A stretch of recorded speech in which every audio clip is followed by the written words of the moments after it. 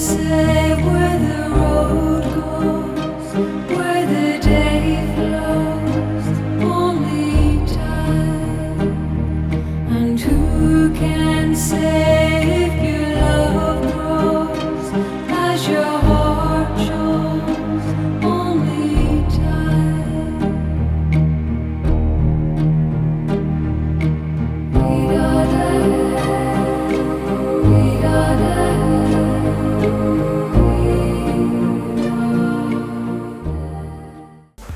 Hi there, you're most welcome to Revealed, and of course the big question is, who do we have on the show today? Well, I'll just give you some clues. He's been on top of the news pile for a long time. Talk about 2009, he was at the FIFA Under-20 World Cup. 2010 was at the Africa Cup of Nations and the World Cup as well in South Africa. And at his club, he's seen as the top man there as well. I'll be introducing to you Andre Dede Ayew on this edition of the program. But first, we need to go for a commercial break. When we come back, we talk to Andre Dede Ayew, and he certainly is going to be talking a lot about his career, his life, and the future. Please stay with us. We'll be right back.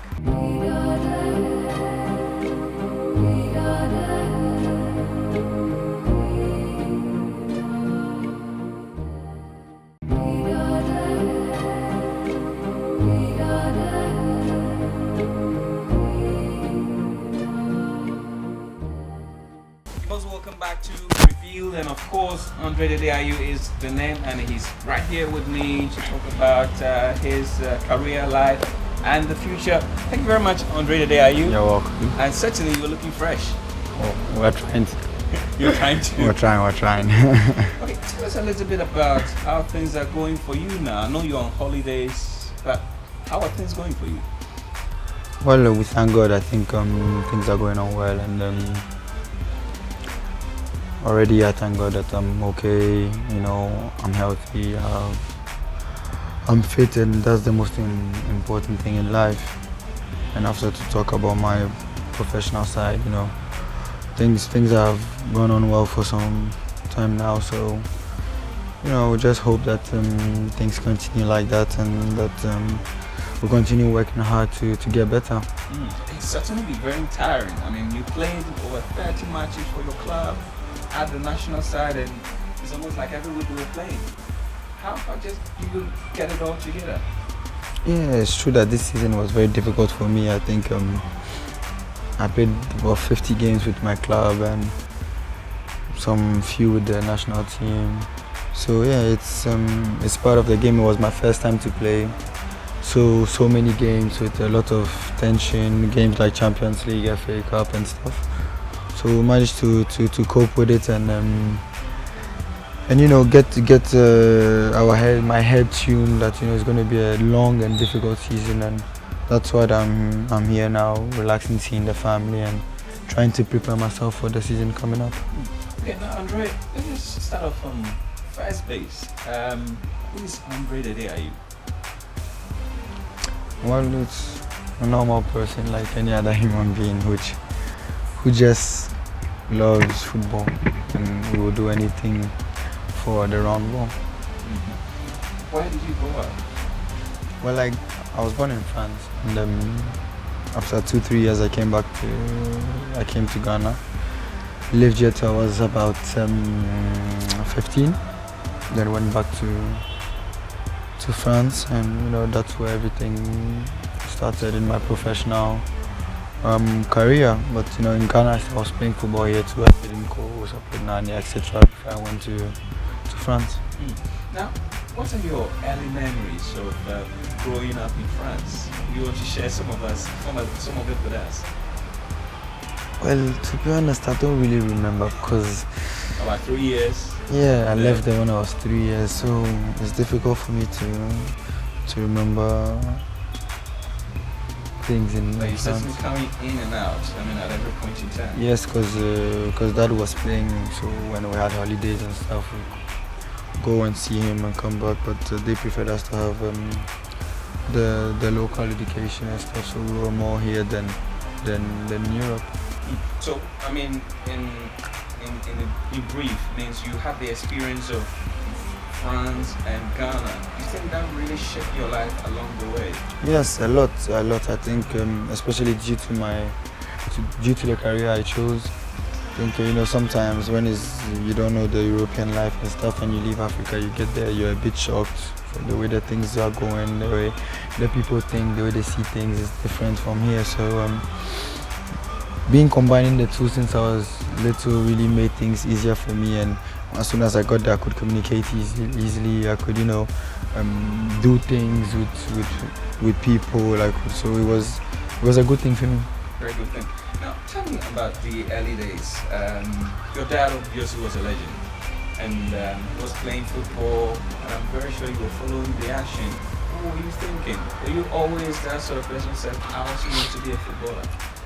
Well, I liked a lot the fame that was around football, because I was growing up, I could see when the Black Stars were playing a match, all the enthusiasms around, the supporters, the people, and I think it was something that touched me, because I like people, and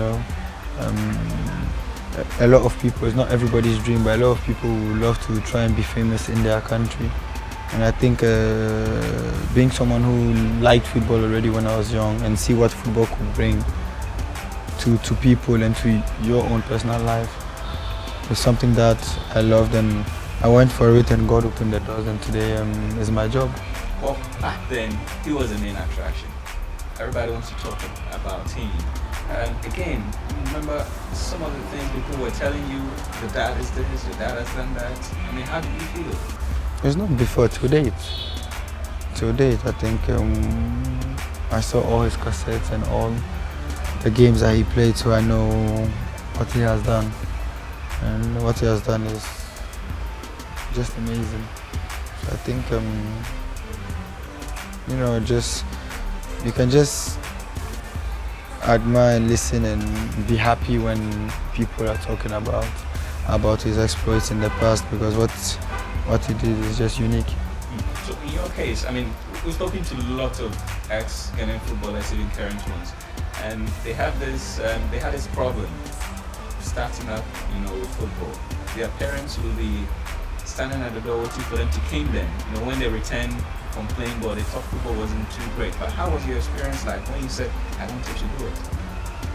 Well, since I was young, they were a lot into school too, my parents, so I had the opportunity to go to a very good school, but at the same time I was playing football, so I was doing the two, left after training, after school, go to training, come back home, sleep. So that was getting part of my routine, that was getting part of my life, and I enjoyed it very much. And no one was forcing me to play football, not to play football, so we had to take the decision ourselves. And when it gets to a point in life, you need to take a risk and try it. Yeah, and I think after some few years, and when I felt that I wanted football to be my job, then I went in for it 100%. What was the reaction of your parents, Maha, you, Abidi Ayew, to that decision, or did they see that change? When they saw that change in you, how did they react? Well, they were always like, I should try and continue the school, because we never know. Maybe you want to play, but you won't make it. You want to play, you will never maybe be a player who plays in Europe. So you need to try and continue the school and stuff. But they also know that when it gets to a certain point, and if you really want to make it in football, you have to only put your mind on football. So they know better than me. Exactly. So I think even though they wanted me to do the boat, they knew that if I decided to play football, it would have been difficult for me to combine the both at a certain point. But I tried to do the both for a while, and even when I went to France, I was still combining the both for a year. But when I became a professional, then when I signed my first professional contract, I was about 17 years old. And that's when I completely, stopped with the school and just concentrate on the football. At the background was your junior brother as well, Jordan, who was also looking up to you. was also certainly going to get to that stage where he has to make that decision. What was the mood, from him as well? His reaction to when you made that decision? Well, me and Jordan have been very close since we were young, because I think there's only a year and a half difference between us. So we were really tight and close. So I think then he wasn't too much into football.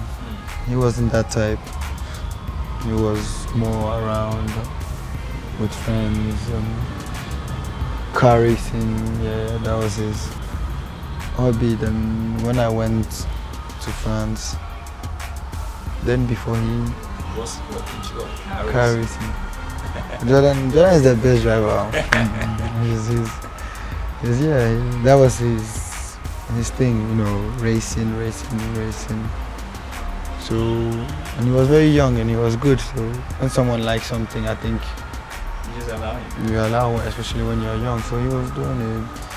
Then after he started to realize that, football also was something that can change your life and that can make you become somebody. You can come from nowhere and be somebody, and somebody big. So when he started feeling that attention and that atmosphere around the game, he also started to put himself into it, and he had the talent. So football, you don't know how to play. Even if you want to play, I think you need to have some passion and something. You need to have some talent, because it's a game where, like today, if I wake up and say I'm going to play tennis, I'm not going to make it. I don't even know how to hold the racket. So I think it's something similar, and Jordan had some talent, and he worked on it, and today he's becoming a great player. No, the fact that you were, in a mood, different class, was quite evident right from the early stage. What about the scouts? When did you capture their attention? Because I know Nanya had been playing in Europe in some tournaments. Can you guys take us through that and how the impact you made in those tournaments? Yeah, well, I remember from those tournaments there were opportunities to go to Juventus, to some few clubs around. At an early stage. Yeah, early stage, to the academies and stuff. And then we played against Marseille in one of those tournaments, and they saw me, and we just spoke after the game, and just normal talks, and 3 months later or something, the sporting director of the club by then, who was my dad's former agent, heard that I was going to go to another club. I don't remember which one, but if I remember well, I think it was in Italy. I think maybe Juventus. Yeah, it was Italy, and it was for the junior side. It was already made, and he heard that, and straight away said no. But I have to come to Marseille. So I said, well, I haven't heard anything from Marseille, and I'm still young and I'm here to progress. So I think I'll follow the people who saw me and who are pushing me to go. And it was around this time, like this transfer time, if I remember, in 2004. June, July. Yeah, this period, and then they spoke to my parents. Marseille spoke to my parents, spoke to my dad, and they said okay, they would prefer me to come to Marseille, and my parents also would prefer me to go to France because of the language and stuff, because I couldn't speak Italian then, I was young, and if I go to France I could speak the language and stuff, so they preferred me to go to France. But so I said okay, what was important for me was to go and continue progressing and continue doing what I like. That was play football. So you were going to make a decision, and I bet everybody's itching to hear about that decision. We need to go for a commercial break, and when we come back, There'll be more from Andre Dede Ayew on this edition of Revealed. Just stay with us, we're right back.